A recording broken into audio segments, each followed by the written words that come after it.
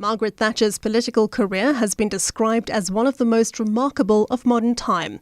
Nicknamed the Iron Lady because of her uncompromising politics and tough leadership style, Thatcher served the British public from 1979 to 1990. She was the longest-serving Prime Minister of the United Kingdom and the only woman to ever have held the post. Thatcher began her career as a chemist and then a lawyer. She was sceptical about the future of women in politics. I don't think that there will be a woman Prime Minister in my lifetime. But she proved herself wrong, getting elected to Parliament in 1959 and serving various positions including Education Secretary until she was elected Prime Minister in 1979. Well, good morning. Britain has, no doubt, its first woman Prime Minister, even though she, cautious as always, will not admit it until the figures behind me show 318, the figure that she needs. It's a historic morning for Britain, and we'll be reflecting it with news and reaction from all the way across the country. During her time in office, Thatcher dealt with the country's recession by raising interest rates to control inflation. She was best known for her destruction of Britain's traditional industries through her attacks on labour organisations and the privatisation of social housing and public transport. Her term saw her juggling a number of military conflicts and crises, including the Falklands War and Ireland's unrest.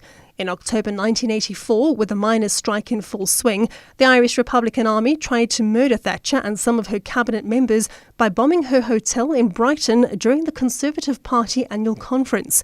She escaped unhurt, but a number of her colleagues were killed. The Thatcher government opposed apartheid but resisted international pressure to impose economic sanctions on the former colony. In 1984, Thatcher met P.W. Botha, the first South African Prime Minister to visit Britain since the country left the Commonwealth in 1961. Thatcher reportedly told Botha that racial segregation was unacceptable and urged him to free Nelson Mandela and stop the bombing of ANC guerrilla bases in frontline states. At a Commonwealth meeting in October 1985, Thatcher agreed to impose limited sanctions and set up a contact group to promote talks with Pretoria. Thatcher's foreign policy saw her meeting Soviet leader Mikhail Gorbachev in 1984, signing an agreement with the Chinese government regarding the future of Hong Kong and publicly supporting Ronald Reagan's air raids on Libya in 1986. She was forced to resign in 1990 during a leadership struggle after she introduced a poll tax levied on community residents rather than property, which led to rioting.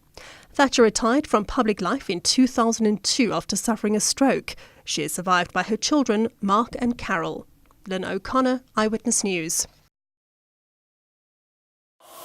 Eyewitness News. In touch, in tune, and independent. For the latest, log on to ewn.co.za or ewn.mobi.